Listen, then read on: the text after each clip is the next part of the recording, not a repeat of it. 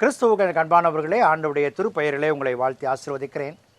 இந்த புதிய நாளின் நன்மைகளையும் மேன்மைகளையும் தேவன் தாமே கொடுத்து நம்மை தாங்குவாராக. ஒரு வசனத்தை உங்களுக்கு முன்பாக வைக்கிறேன். இந்த சங்கீதங்களின் புஸ்தகம் 119 சங்கீதம் 96வது வசனம். சகல சம்பூர்ணத்திற்கும் எல்லையை கண்டேன், உம்முடைய கற்பனையோ மகா விஸ்தாரம்.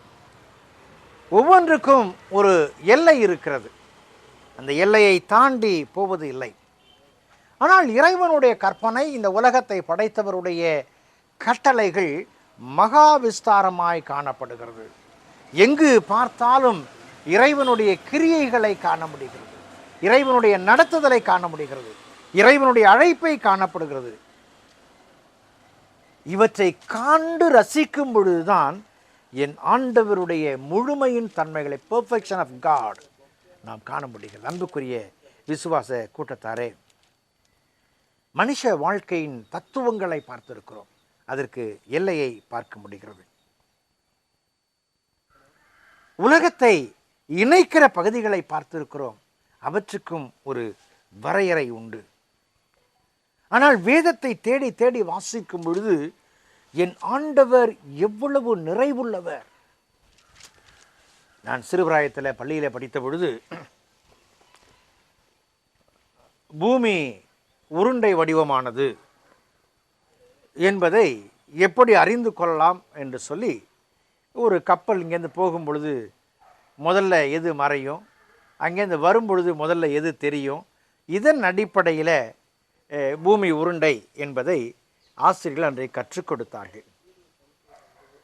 டார்வின் தியரி நமக்கு தெரியும், மனிதன் குரங்கிலிருந்து வந்தான் என்பதை அவர்கள் வரையறுக்கிற ஒரு காரியத்தை.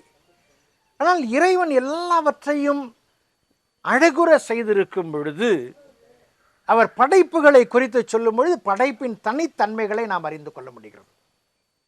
பூமி உருண்டை என்பதை படிக்கிற இந்த காலகட்டங்கள், அதுக்கு முன்னாடி தட்டையாக இருந்துச்சு, வட்டமாக இருந்துச்சு, இதெல்லாம் சொன்னாங்கன்னு சொல்லி கொடுத்தாங்க. ஆனால் வேதம் சொல்லுகிறது, இறைவன் பூமியை உருண்டையாக்கி அதன் மேல் விற்றிருக்கிறார் என்று சொல்லி. ஒருவேளை அன்றைக்கு இந்த வேதத்தை வாசித்திருப்பார்கள் என்று சொன்னால் பூமியினுடைய வடிவம் என்னது என்று சொல்லி அறிந்திருக்க முடியும்.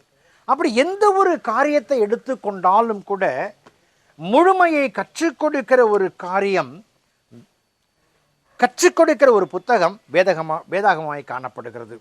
அன்புக்குரியவர்களே, வேதத்தை ஒரு குறுகிய கண்ணோட்டத்தோடு பார்க்கும் பொழுது அது புரிதலை தருவதில்லை. வேதத்தை ஒரு அகண்ட கண்களோடு கூட, தெளிந்த சிந்தையோடு கூட, விஸ்தார மனப்பான்மையோடு கூட அதை வாசிக்கும் பொழுது அது எந்த நிலையில மனு மக்களை ஆற்ற வேண்டும், தேற்ற வேண்டும், ஆலோசனை கொடுக்க வேண்டும், இவை எல்லாவற்றையும் செய்கிறதாய் காணப்படுகிறது.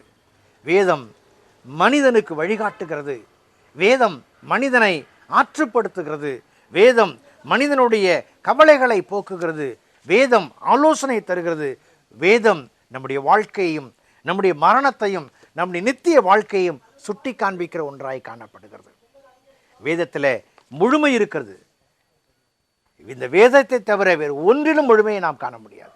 அதை புரிந்து கொள்வோம் என்று சொன்னால் நம்முடைய வாழ்வு ஒரு வெற்றியின் வாழ்வாய், ஆண்டவரால் நடத்தப்படுகிற வாழ்வாய், ஆண்டவரை அறிந்து ஆண்டவருக்குள் வாழ்கிற வாழ்க்கையாய் அது காணப்படும் என்பதில் எந்த ஐயங்களும் இல்லை. அந்த கிருபைகளை தேவனாகிய கடவுள் உங்களுக்கும் எனக்கும் கொடுத்து நம்மை ஆசீர்வதிப்பாராக. ஜெபம் செய்வோம். பரிசுத்தமும் கிருபையும் நிறைந்த நல்ல ஆண்டவரே, வேதத்தின் முழுமையை புரிந்து இந்த உலக வாழ்க்கையில் உலகத்தை படைத்து உம்மை ஆராதிக்க, தொழுது ஸ்தோத்திரிக்க, உம்மிடத்தில் பற்றுதலாய் இருந்து அர்ப்பணிக்க நீர் எங்களை எடுத்து பயன்படுத்தும். இயேசுவின் ஜெபிக்கிறோம் ஜெபக்கேள் பிதாவே, ஆமென்.